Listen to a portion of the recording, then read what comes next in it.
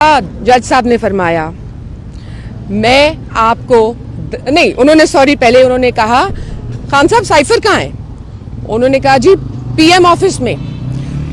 उसी सांस में उन्होंने फरमाया खड़े होकर कि आपको मैं दोनों को 10 साल की कैद सुनाता हूं, और भाग गए। ऐसे दौड़ लगाई जैसे कोई ट्रेन पकड़नी थी, भाग गए वहां से। ठीक है जी, इंतजार करते रहे। मेरे वालिद शाह महमूद कुरैशी कहते रह गए सर अभी तो मैंने अपनी स्टेटमेंट ही नहीं रिकॉर्ड कराई। सर मेरी 342 की स्टेटमेंट रिकॉर्ड नहीं हुई, आपने कैसे जजमेंट दे दी है? कहाँ गया इंसाफ? शोर मच गया कोर्ट में कि जी इंसाफ नहीं हो रहा, ये क्या हो रहा है? ये इतनी बेहुरमती लॉ की एक जज के हाथों कभी सोचा नहीं था। कभी आपने लीगल हिस्ट्री में पाकिस्तान की ऐसा केस नहीं देखा होगा, ऐसा केस सुना नहीं होगा। आज मेरे वालिद ने खुद अपने लफ्ज़ से अल्फाज से फरमाया कि जी जुल्फ़िकार अली भुट्टो का केस भी चला, बहुत संगीन था, बहुत मुश्किल था, गलत हुआ, लेकिन ये तो उसको भी पीछे छोड़ गए। अच्छा जी, 342 की स्टेटमेंट रिकॉर्ड नहीं हुई, जज साहब भाग गए, जज साहब का अमला चला गया। अब हम काफी देर से इंतजार कर रहे थे, 12:30 से तो उन्होंने दे दिया था अपना जजमेंट। तब से हम इंतजार कर रहे हैं कि हमें कोई ऑर्डर पेश किया जाए, हमारे हाथों में ऑर्डर दिया जाए, ऑर्डर की कॉपी, जो कि हमारा कानूनी हक है। तो उस पे उन्होंने कहा जी जज तो घर पहुंच गए हैं और उनका अमला भी चला गया है, आपको कॉपी नहीं मिल सकती, सॉरी। जब तक आप साइन नहीं करेंगे तो वैसे ही आपको नहीं मिलेगी। अब साइन इसलिए भी नहीं कर सकते क्योंकि उनकी स्टेटमेंट में एक एरर इन लोगों ने लिख दिया। जब तक वो एरर साइन नहीं होता और ठीक करेक्ट नहीं होता तो कॉपी की भी सिग्नेचर्स नहीं हो सकते।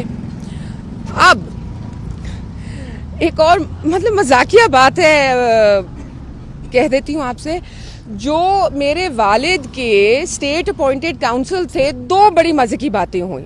पहली बात, उन्होंने खुद अपने मुंह से कहा कि सर आपके साथ नाइंसाफी हुई है।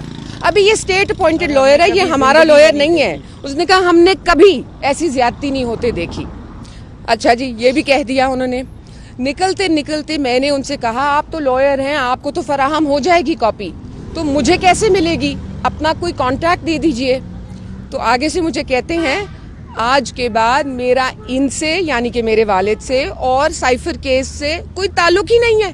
ये कह के वो भी भाग गए। लॉयर है। अब मैं लॉयर तो नहीं हूँ, मैं तो सियासतदान भी नहीं हूँ, मैं किस तरह कॉपी लूँ? मेरा सवाल है आप लोगों से, कौम से, मुझे बताएं मैं कैसे कॉपीज लूँ?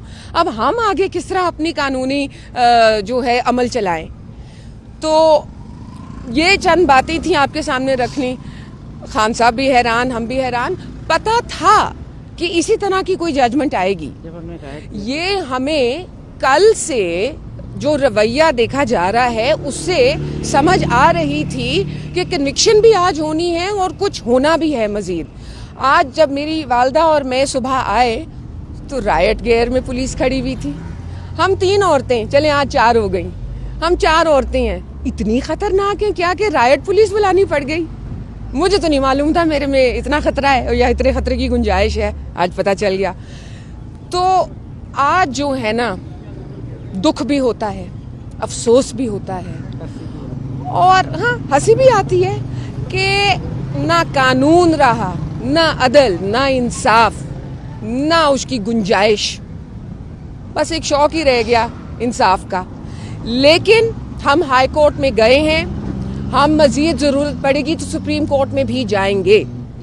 हम बाजी नहीं हारेंगे, हम हार नहीं मानेंगे, ये हम जंग जीत के रहेंगे और इंशाअल्लाह 8 फरवरी को आपको नजर आएगा।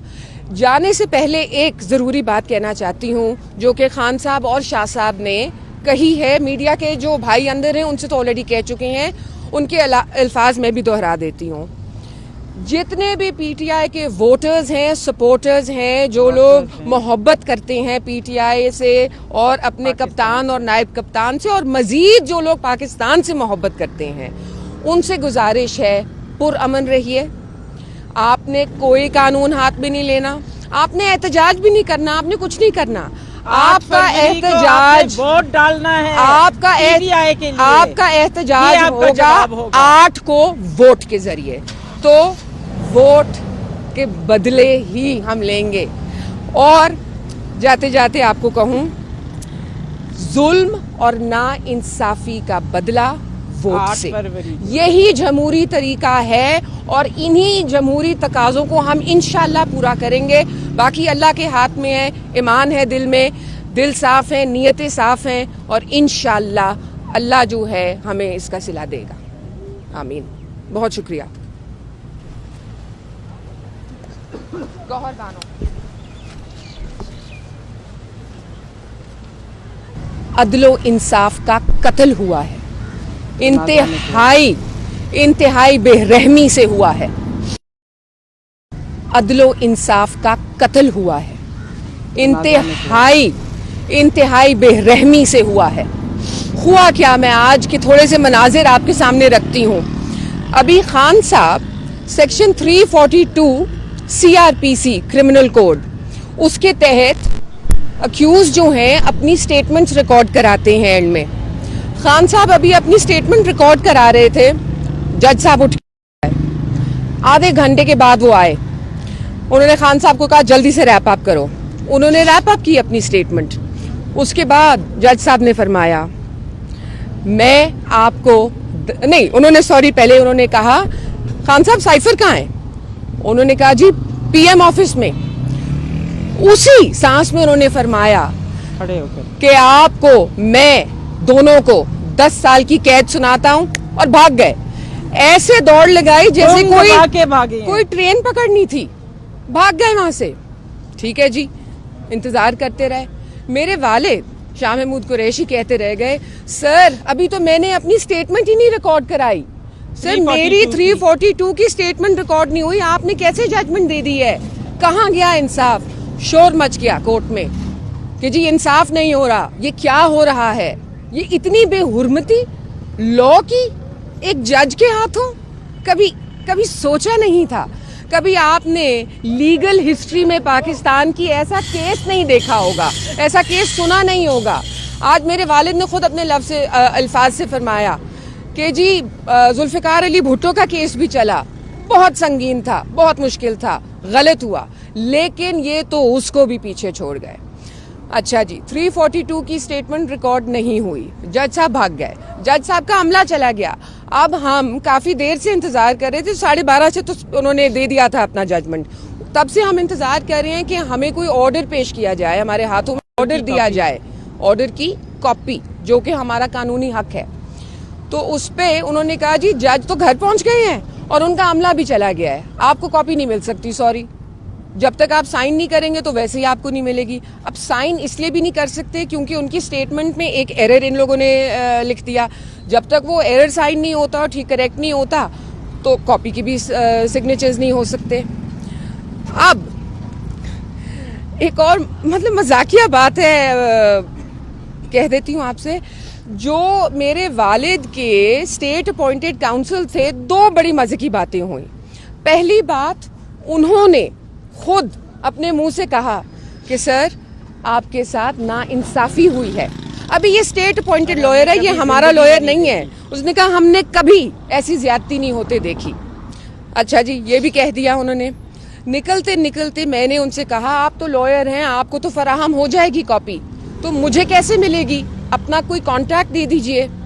तो आगे से मुझे कहते हैं आज के बाद मेरा इनसे यानी कि मेरे वालिद से और साइफर केस से कोई ताल्लुक ही नहीं है। ये कह के वो भी भाग गए। लॉयर है।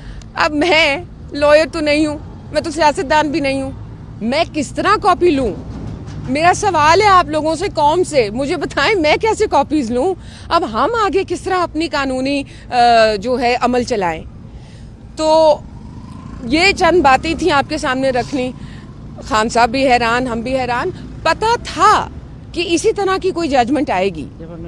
ये हमें कल से जो रवैया देखा जा रहा है उससे समझ आ रही थी कि कन्विक्शन भी आज होनी है और कुछ होना भी है मजीद। आज जब मेरी वालदा और मैं सुबह आए तो रायट गेयर में पुलिस खड़ी हुई थी।